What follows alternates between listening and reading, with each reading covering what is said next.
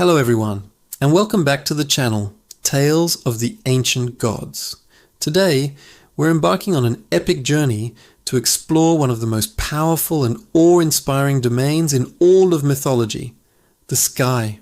From the dawn of civilization, humans have looked up at the vast, endless expanse above and wondered who controlled the sun, the moon, the stars, and the storms. The answers they came up with were as varied and fascinating as the cultures themselves. So buckle up as we soar through the heavens to meet the divine rulers of the sky. Let's start with the most iconic skyfather of them all, Zeus, the king of the Olympian gods in Greek mythology. After overthrowing his father Cronus and the Titans, Zeus and his brothers Poseidon and Hades drew lots to divide the cosmos. Zeus, of course, drew the sky. He wasn't just a passive ruler, he was the master of weather. His mood could determine a clear, sunny day or a terrifying thunderstorm. His weapon, the thunderbolt, forged by the Cyclopes, was a symbol of his immense power and his role as the ultimate dispenser of justice. He was both a protector of order and a figure of immense, unpredictable power, much like the sky itself. His Roman counterpart, Jupiter, held a very similar role, hailed as Jupiter Optimus Maximus, the best and greatest. He was the supreme god of the Roman state, the guardian of laws, and the controller of the weather. Temples were built on high hills in his honor, bringing his worshippers closer to his domain in the heavens. But the Greeks and Romans weren't the only ones to place a powerful male deity in charge of the sky. In Norse mythology, we have Odin, the All-Father.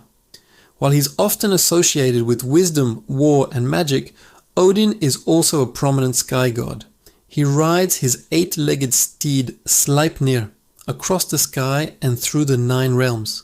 His 2 ravens, Hugin and Munin, Thought and Memory, fly across the world each day and return to whisper all the news they've seen and heard into his ear. This gives him a kind of omniscience, a total view from above.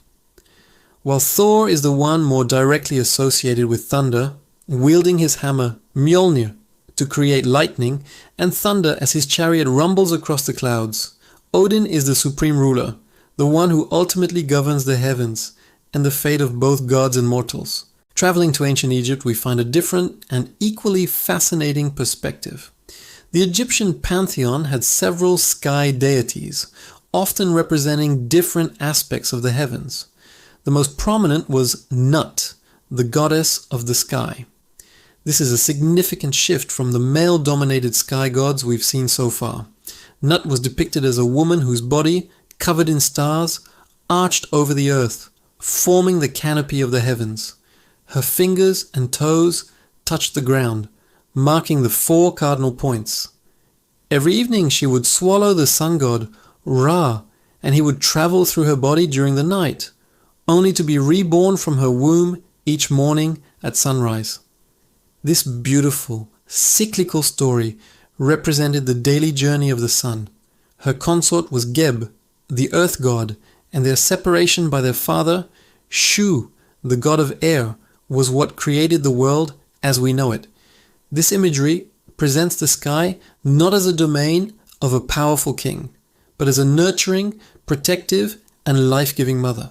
Let's journey across the world to the Americas, where the concept of a great spirit or a supreme creator often held sway over the sky. For many Native American tribes, the sky was a sacred space, home to powerful beings. The Lakota people, for example, revered Wakantanka, the Great Spirit, an all-encompassing force that manifested in many forms, including the sky itself.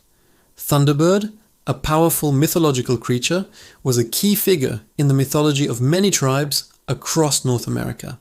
This colossal bird was said to create thunder by flapping its wings and lightning by flashing its eyes.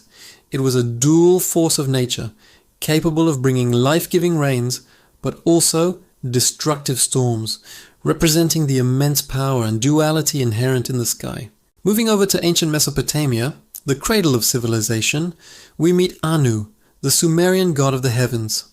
As one of the oldest deities in their pantheon, Anu was the supreme ruler, the divine king who resided in the highest celestial realm. He was the father of the gods and the source of all legitimate power. Kings on earth derived their authority from him. While he was a bit of a distant figure in later myths, rarely intervening directly in human affairs, his position was undisputed. He represented the concept of divine order and the fixed, unchanging nature of the heavens. All other gods, even powerful ones like Enlil, the god of wind and storms, and Enki, the god of water and wisdom, ultimately answered to Anu. His authority was absolute, a cosmic law written in the stars. In Hindu mythology, the sky is also a realm of powerful gods. Indra was originally the king of the Devas and the god of the heavens, lightning, thunder, storms, and rain. He wields a lightning thunderbolt called Vajra and rides a white elephant named Airavata. In the early Vedic texts, Indra is a heroic central figure, a mighty warrior who battles cosmic demons, most famously the serpent Vritra, to release the waters and bring prosperity to the land. However, over time, his role became somewhat diminished as other deities like Vishnu and Shiva rose to greater prominence in the Hindu trinity. Yet, he remains the ruler of Svarga, the heavenly paradise where righteous souls rest between reincarnations. Another important sky figure is Dayaspita, the sky father, who is one of the most ancient Vedic deities and is often paired with Prithvi Mata, the earth mother. This sky father earth mother pairing is a common theme we see across many different cultures. Let's fly east to China, where the concept of the sky is deeply intertwined with philosophy and imperial rule. Tian, which translates to heaven, is not just a place, but a divine, impersonal force that governs the universe and the moral order. The Emperor of China was known as the Son of Heaven, and his right to rule was granted by the mandate of heaven. This mandate wasn't permanent. If an emperor became corrupt or incompetent, heaven would show its displeasure through natural disasters like floods, earthquakes, or famines. These were signs that the emperor had lost the mandate, and it was a justification for rebellion and the establishment of a new dynasty. So, in this context, the sky was the ultimate judge of a ruler's worthiness, a cosmic moral compass for the entire nation. The Jade Emperor is a more personified ruler of heaven in Taoist mythology, presiding over a celestial court that mirrors the bureaucracy of ancient China. But the overarching concept of Tian as an impersonal cosmic law remains profoundly influential. From the thunderbolts of Zeus to the arching body of Nut, from the cosmic judgment of Tian to the raven scouts of Odin, every culture has projected its values, fears, and hopes onto the sky. It could be a king, a queen, a father, a mother, or an impersonal force of justice. It was a source of life-giving rain and destructive storms, a realm of order and chaos, and the ultimate seat of power. These stories weren't just simple explanations for weather phenomena. They were complex narratives about power, justice, order, and humanity's place in the cosmos. They show us how our ancestors made sense of the world by looking up in wonder. Thank you so much for joining me on this high-flying adventure through the myths of the sky. What's your favorite sky god or myth? Let me know in the comments below. Don't forget to like this video, subscribe to Tales of the Ancient Gods, and hit that notification bell so you don't miss our next journey into the past. Until next time, keep looking up.